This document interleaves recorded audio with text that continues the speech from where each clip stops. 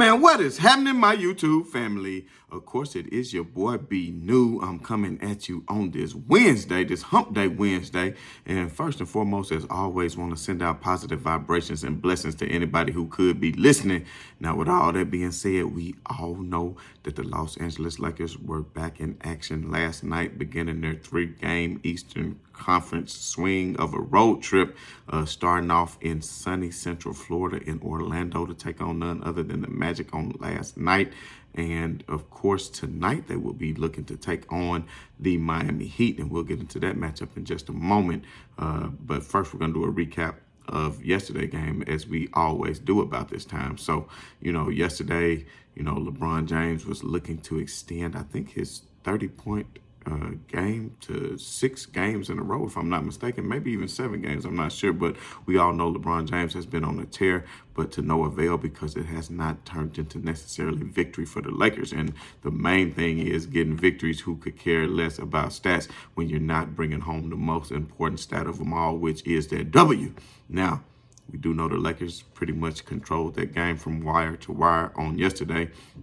Now, there was a close that was a good opponent that they were playing, because a lot of people look at the schedule and say, hey, it's the Orlando Magic. But, like we said, there is no team that is safe in the NBA night in and night out, because every team shows up to play. Even the Detroit Pistons, who gave the Clippers a scare the other day, and the Clippers were able to come back in the last 2 minutes of that game.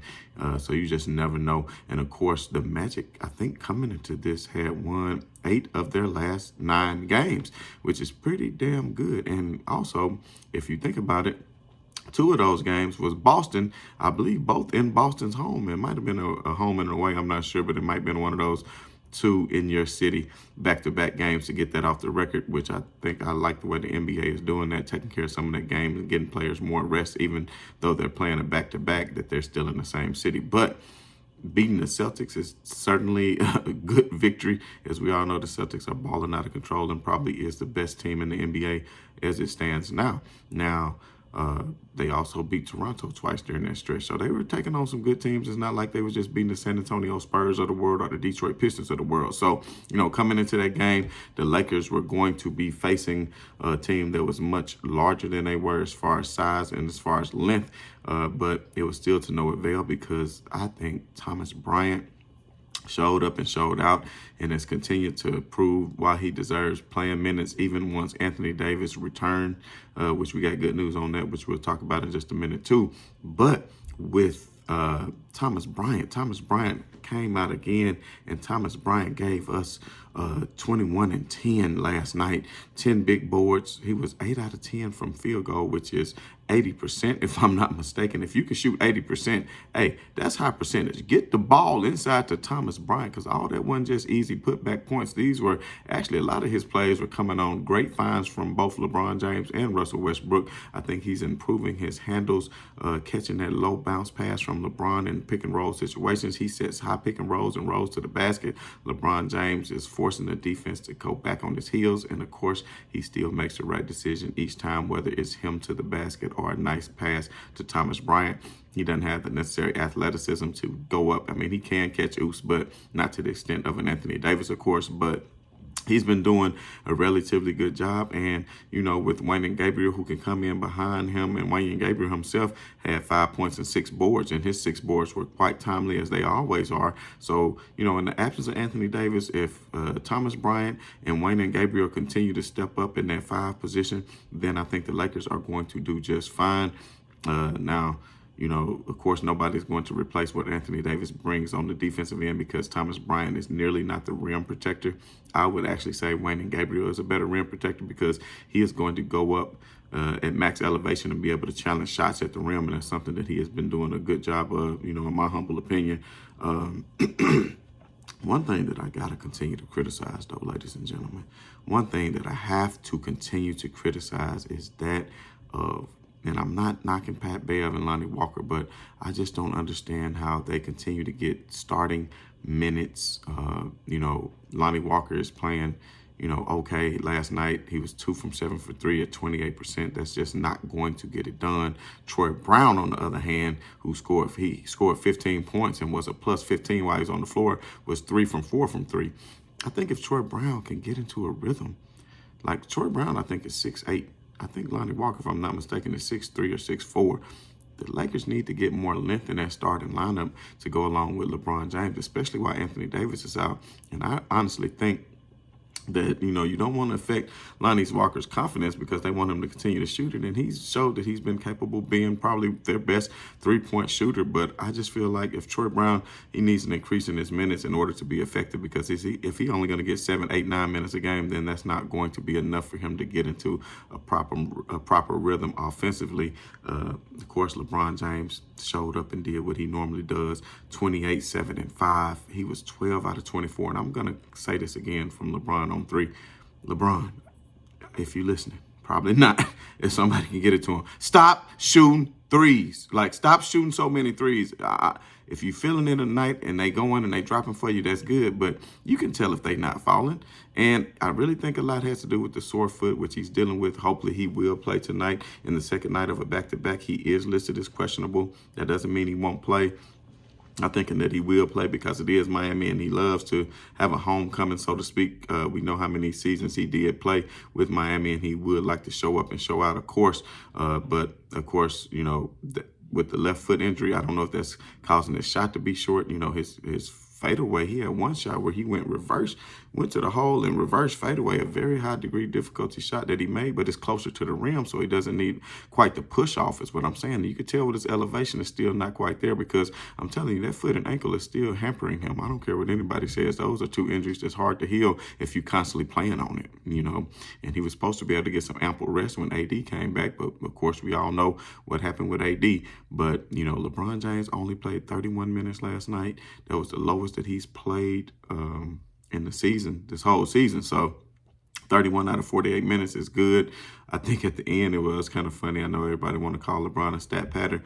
This is one of the first times where I saw that he actually was trying to keep that streak alive and get that 7 games in a row of 30 points, because he had 28 points. They was up by like maybe 15 or 16, whatever it was in the waning minutes of the game.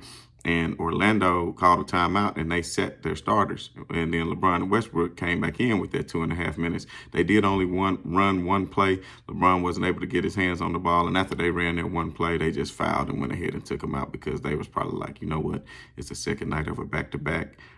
Trying to rest LeBron. We all know he's chasing the scoring record as well. But, wins is the most important thing. They secured it. So you can say what you want to. People try to get their records. It is what it is. They try to keep streaks alive. There's nothing wrong with that. Now, had he played the whole game, then maybe I would have had a problem with it. But, they tried to run one play out of the timeout. It didn't work. The defense collapsed on LeBron James. He wasn't even able to get his hands on the rock on that particular play. Thus, they fouled after that and called the timeout and got those guys out of there, which I thought was a great move by Darvin Ham, and I don't think LeBron was upset about it at all. Scoring 30 the past 6 or 7 games and then dropping another 28.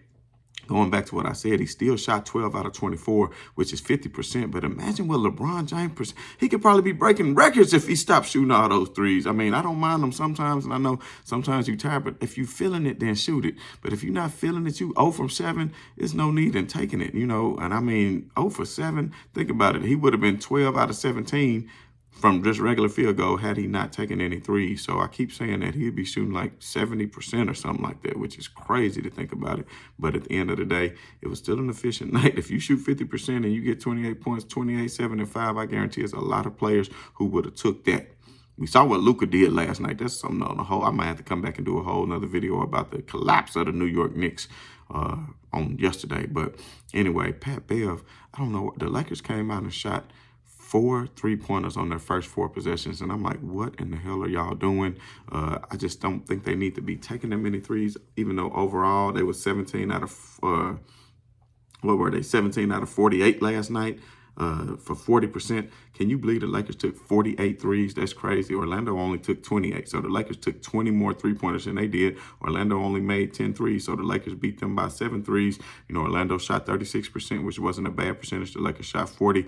But ultimately, I would say 2 of the Lakers threes were by Kendrick Nunn in garbage time with like a minute and a half left, where he didn't get any minutes. So he came in and fired them right up to say, hey, look what I could do. But hey, you need to do that in the regular course of a game, not just in garbage time where there's absolutely no pressure on you, and hell, who can't not come in and do that? So low key, we need him to step up. I don't know. Pat Bev, he shot 4 out of 10 from three. That's 40%. If you look at it on paper, that's good. But Pat Bev, I mean, you don't really need to be shooting all these threes. But if you can make them at 40%, continue to shoot them. You know, I've been complaining about you, but you're starting to do better as far as getting more consistent on the three and getting back more towards your career average. If you can shoot 38, 39% from three-point range, we'll take it all day, every day. And, you know, you can actually be spreading the floor, because if you're not spreading the floor, then you're not helping LeBron James, because people are going to continue to double, and then who you think they're going to double off of? So he don't want to have to be kicking it to you in the corner if you're going to be shooting bricks. Austin Reeves had a decent game. He didn't get double figures. Lonnie Walker had 10. LeBron James had 28. Thomas Bryant had 21. Pat Bev had 14. And let's not forget to talk about Russell Westbrook, who I actually think should be started. I know he's going for 6th man of the year now. Well, if that's the case, bring him in at the 3 or 4 minute mark into the fourth quarter, because Russell Westbrook is pushing the pace of the offense, putting everybody on their heels. 13 assists last night and 13 boards, and they weren't garbage boards. These are boards that Russell Westbrook is getting and keeping offenses alive right now. So if he can continue to do that and, you know, continue to keep the offense alive and just push and put maximum pressure on the defense, when Russ get that ball, he is straight running. And then when he's in with LeBron, that's a threat every time that they can turn any possession, even off a made shot, into a fast break just because of the tempo in which they are playing. And Russell Westbrook is doing a great job of finding people. I didn't look to see what his turnover stat was. It didn't seem like he had too many last night that stick out in my mind. I don't think LeBron did either, so that's a good thing. They're taking care of the basketball.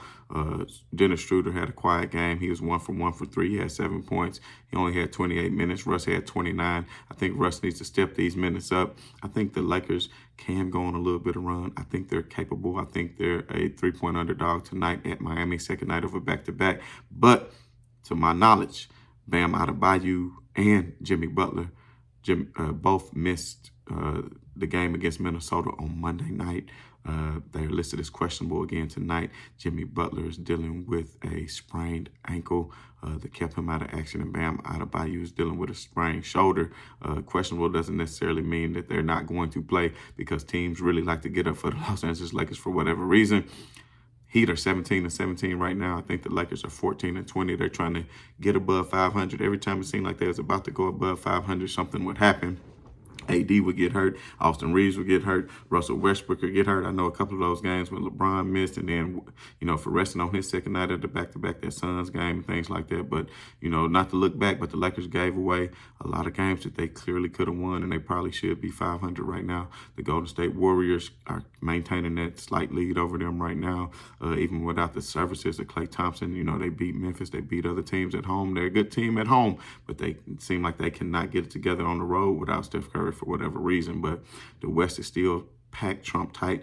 Portland is falling down. Minnesota is falling down. Golden State is falling down. Like I said, the Lakers are only, 2 games out of being in that 8th spot in the loss column. So they just need to continue to push. I think they can win against Miami. I think they can win against Atlanta. Then they'll be back home, I think, to take on Sacramento. That's a game that's been close, but Sacramento is going to be without the services of Sabonis for a while, which should favor the Lakers heavily. And I think the Lakers should be able to take care of that business. So finally, some injury stuff is falling in their favor more so than it is against them. So tonight, I'm probably looking at the starting lineup for the Heat. If they're going to be down Bam and Butler, you're going to be looking at Hero, Lowry, Jovic, Max Struss, and Caleb Martin. It's probably who I'm thinking is going to be. I almost said Jokic. Y'all know who I'm talking about. That other Nikolai. Jovic. Yeah, I think that's how you say it. But anyway, I think the Lakers bench is playing pretty good. I think I can trust in Gabriel. I think I can trust in Troy Brown. I think I can trust in Austin Reeves. Still not sold on Lonnie Walker. He's been highly streaky. I can always trust on LeBron James. I've gained a lot of trust in Thomas Bryant, not what he can do as far as a rim protector. But if Bam isn't playing, then I don't think that's going to be a big issue, even though, you know, the Heat do have some players that's capable of finishing at the rim. But at the end of the day, man, it's not time to give up hope yet. Good news on the Anthony Davis front. I promised, just in case you have not heard. They say his injury is looking better. More than likely, he's not going to have any surgeries or anything like that. And that after 1 week, next week, a week from today, he will be doing a check-in where they can check it out and go ahead and ramp him up for his comeback and see how he responds to the stress test on that foot that he injured going against Denver. So let's not forget, Denver's the #1 seed. If the Lakers can mess around and get the 8th seed, they're not afraid of Denver. They beat Denver twice twice this year. One with that shot against Matt Ryan. We know that was crazy, and Matt Ryan is no longer here. But the other time, AD went out with injury, and we still took it to him. So at the end of the day, I'm going to keep on yelling it. It ain't over till it's over, until you mathematically eliminate it. I know people wake up hating on the Lakers and LeBron James, but as I always say, man, right on to the real. Much love to these haters. If you haven't already, hit that bell, hit that like, hit that subscribe. And as always, this has been your boy B New. I'm screaming right on to the real, and much love to these haters. I'm out.